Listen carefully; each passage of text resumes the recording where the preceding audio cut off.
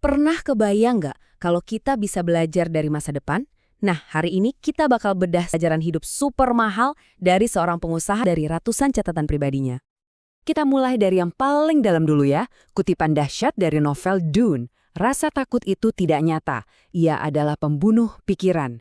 Ini tuh bukan cuma kata-kata motivasi biasa loh, ini adalah kunci buat membuka potensi kita yang sebenarnya. Dan ini jadi fondasi buat semua pelajaran yang akan kita bahas setelah ini. Biar gampang ikutinnya, 11 pelajaran ini udah kita rangkum jadi 4 pilar utama. Kita akan mulai dari kekuatan simplisitas, terus kita masuk ke cara menguasai diri sendiri, lanjut ke disiplin buat jadi ahli, dan kita tutup dengan beberapa kebenaran pahit yang bisa mengubah cara kita melihat hidup selamanya. Oke, pilar pertama, jujur aja, ini agak melawan intuisi kita. Kita sering mikir, kalau mau maju ya harus nambah terus.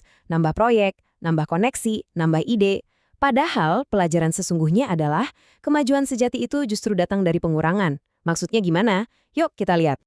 Coba bayangin deh, generalis itu ibarat orang yang gali banyak sumur, tapi semuanya dangkal, jadi nggak pernah nemu air. Sebaliknya, spesialis fokus ngebor satu sumur aja, tapi dalam banget, sampai airnya muncrat. Ini sebenarnya konsep lama dari Adam Smith soal pembagian kerja. Fokus 100% ke satu hal bakal bangun keunggulan yang nggak bisa disaingi. Jadi, gimana cara kita menerapkan kesederhanaan ini dalam hidup? Simple. Fokus ke satu bisnis inti. Batasi lingkaran pertemanan cuma buat mereka yang benar-benar bikin kita jadi lebih baik. Sadari kalau dalam setahun, keputusan yang benar-benar gede dan penting itu paling cuma 1 atau 2. Nah, kunci buat bisa ngelakuin ini semua, berani bilang nggak ke sisanya. Lihat deh, contoh brilian ini. Nebraska Furniture Mart, bisnis yang bahkan dikagumi sama seorang Warren Buffett. Strategi mereka? Sederhana banget, jual murah dan jujur. Udah, itu aja. Justru kesederhanaan radikal inilah yang berhasil membangun sebuah kerajaan bisnis raksasa. Sekarang kita masuk ke pilar kedua. Setelah kita menyederhanakan dunia luar, pertempuran yang sesungguhnya tuh terjadi di dalam diri kita. Percuma dunia luar rapi kalau di dalam kepala kita masih perang. Kesuksesan di luar itu mustahil tercapai tanpa menang di peperangan batin dulu. Jadi, apa sih yang sebenarnya ngehalangin kita? Pasar lagi jelek, pesaing makin banyak, modal kurang? Seringnya sih musuh terbesar kita itu bukan faktor-faktor di luar sana.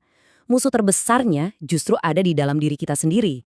Dan inilah 4 biang keladinya. 4 sabotase internal yang jadi sumber utama penderitaan dan kegagalan kita. Rasa takut bikin kita mandek, iri hati bikin kita buta dan salah langkah, keinginan yang gak ada habisnya bikin kita gak pernah bahagia, dan menolak kenyataan, wah, itu udah rasa pasti buat hancur. Nah, ini pelajaran yang harganya mahal banget. Sang penulis cerita, dia pernah ketinggalan kereta investasi besar di bidang AI. Pasti ada rasa iri dong lihat orang lain cuan gede. Tapi kalau kita biarin rasa iri itu ngedorong kita buat ambil resiko yang lebih gila, cuma buat ngejar, itu jalan pintas menuju kehancuran. Kadang keputusan paling cerdas itu ya, biarin aja busnya lewat. Oke, pilar ketiga. Dunia luar udah kita bikin simple, dunia batin udah mulai kita tenangkan. Sekarang saatnya kita bahas soal action. Tindakan nyata sehari-hari yang bakal membawa kita jadi seorang ahli atau master di bidang kita. Jalan menuju keahlian sejati itu bukan sprint, tapi maraton panjang. Ini tentang menikmati pekerjaan yang berulang-ulang, nyari perbaikan kecil 1% tiap hari, dan yang paling penting tetap konsisten bahkan di saat semuanya terasa super membosankan. Inilah rahasia yang sebenarnya. Kutipan ini benar-benar menangkap esensi dari keahlian. Coba bayangin, seorang koki bintang Michelin yang selama 45 tahun setiap pagi bangun dengan satu tujuan, menemukan satu perbaikan kecil dalam keahliannya. Dedikasi yang dalam banget inilah yang memisahkan antara yang baik dari yang luar biasa. Pada akhirnya, kita semua kan pengen diakui, tapi jujur aja, dunia tuh nggak selalu peduli.